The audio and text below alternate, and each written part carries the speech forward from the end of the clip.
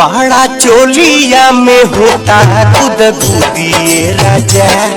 रौरा इतना hot hot कपड़ा पहनतन ई एक राज का बा माने काहे पहनतनी? राज कुछ नहीं, गर्मी ढेर बढ़ल बा और इन्हें बहुत गर्मी बा। ले जाए बलमुआ मन गोटा गइल बा। तो वो लोग के कैमरा ब्लाउज पर होई या तो ढोड़ी पर होई, पेट पर होई या तो कहीं और हो या तो लहंगा के नीचे होई। रे यही ढोढ़ी आ एही ढोढ़ी के शोभे दीवाना एकरा नीचे सोहर लोभियाना। पहले ने कि ढोड़ियो वाला लोग बड़ा फेकस करे लगे ढोड़िए देखावा। पता ना, हमरा तो लागेला कि ढोड़ी जवन शब्द बा आजकल बहुत ट्रेंड करता। और ऐसन के जीव नहीं के धरती पर जेकरा ढोड़ी नहीं खे। मिलल बाटे वरवा ढोड़ी खोदा ना सखी, मिलल बाटे वरवा ढोड़ी खोदा ना। देखने की डांसर लोग भी कूद के चढ़ जाला ब्यास लोग पर, तो ऊपर का बा? हम कूद के चढ़ल नहीं के काहे से कि हम लंगड़ चाचा संगे रही ना तो वहाँ के गिर जाए में अगर हम चढ़े तो। अच्छा रतिया पीस के छाप बलम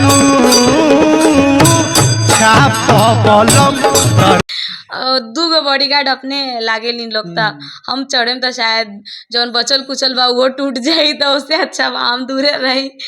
लभ करब नहीं दादा हम याम से बदनाम करके दिहलू सब से। का बरखा जब कृषि सुखानी, का बरखा जब कृषि सुखानी और रुपये कमा के का हुई जब ढल जाई जवानी। बच्चों को पढ़ाने वाली आज ऑर्केस्ट्रा में, बीकॉम करने वाली आज ऑर्केस्ट्रा में। मैं चाहूंगा कैमरामैन से थोड़ा सा इनके फिगर को दिखाए, इतने हॉट फिगर वाली आज ऑर्केस्ट्रा में, मतलब क्या कहिएगा। सबसे पहले रानी जी मेरे चैनल में आपका स्वागत है। बहुत बहुत धन्यवाद। इस चैनल के माध्यम से जितने जनता और मेरे भोजपुरी समाज के लोग इस समय मुझे देख रहे हैं, सभी लोग की हम गोड़ छुके गोड़ लागत नहीं, आशा ना पूरा विश्वास बा जैसे रहो लोग पहले प्यार सपोर्ट आशीर्वाद देत रहनी, आगे वीडियो के भी हमरो की यही देत रहे। अच्छा हमार एगो सवाल बा भोजपुरी में, रौरा इतना हॉट हॉट कपड़ा पहनतन ई एक राज का बा माने काहे पहनतनी?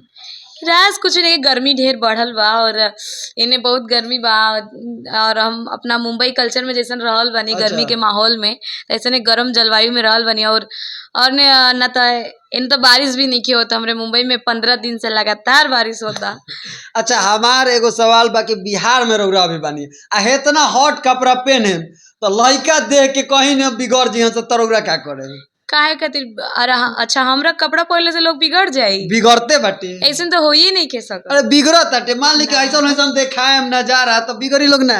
देखी जब हमनी का प्रोग्राम करे जानी जा तो वो ना तो अच्छे अच्छा लड़का नु आवेली हमरा के देखे खातिर और सडनली उ लोग के वीडियो जहाँ कैमरा होला खाली एकदम कैचअप करे खातिर कौन एकदम सीन आ जाओ एकदम अच्छा वाला कि वायरल हो जाओ, या तो वो लोग के कैमरा ब्लाउज पर होई या तो ढोड़ी पर होई, पेट पर होई या तो कहीं और हो या तो लहंगा के नीचे होई। अच्छा एगो ठीक बात बा एकदम, लेकिन रौरा ऐसा पहले ने कि ढोड़ियो वाला लोग बड़ा फेकस करे लगे ढोड़िए देखावा।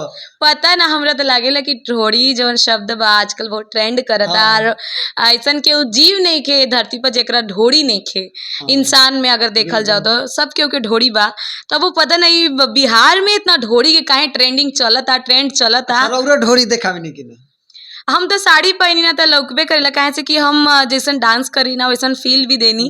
और सडनली अगर ढोड़ी के जहाँ अगर शब्द आ जाला तो हम देखेबो करी ना, हमें का बा देखावे नहीं तो का हो गई? ढोड़ी कोनो खराब चीज तो नहीं के। अब सब लोग के लगे गोड़ बा, हाथ बा, मुंह बा, नाक बा, सब लोग के लगे बा, आँख बा, ढोड़ी बा, पेट बा, तो ओमे शर्म कौन चीज के? अच्छा एगो और सवाल बा, पहले जैसे पढ़ावत रही तब ना घरे कैसन लाइफ रहे अब वहीं कैसन लाइफ बा? उ अगर कहल जाओ तो दूसर रानी रहे, उ रानी त्रिपाठी रहे।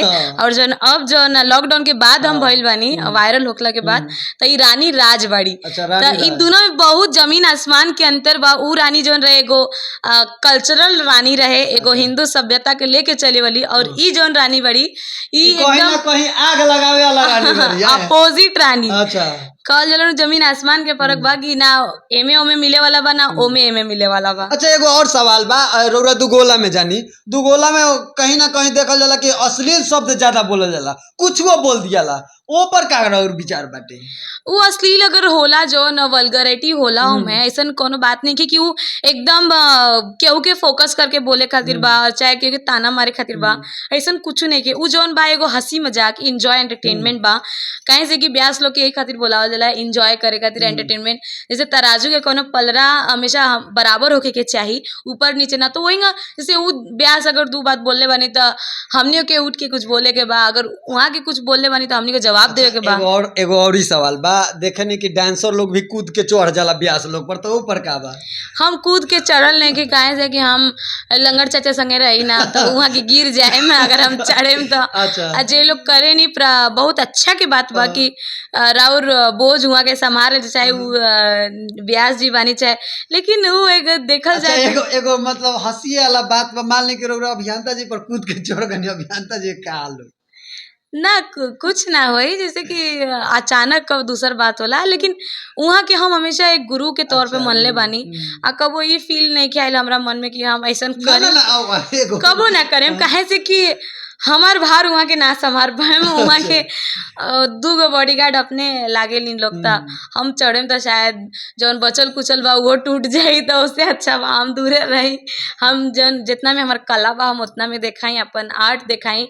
जरूरी नहीं कि क्योंकि देह पर चढ़ के करेजा पर चढ़ के हम वायरल हो जाए। और रउरा लोग के माने बहुत बढ़िया बढ़िया उमें शायरी भी बोलल जाला, बढ़िया बढ़िया डायलॉग भी बोलल जाला, चाहे कि थोड़ा सा वो में से हो जाए कुछ अच्छा। एक्चुअली जौन वायरल बा हमार की ए राजा जी रउआ काहे परदेसे में बसल बानी, इतना गर्मी के दिन आइल बा और रउआ से एक हाली ना 1000 हाली कहले बानी कि रउआ अपना घरे आ जाए। ऐसा रुपया पैसा के हम का करें कि जैसे हमार मने पूरा ना होई।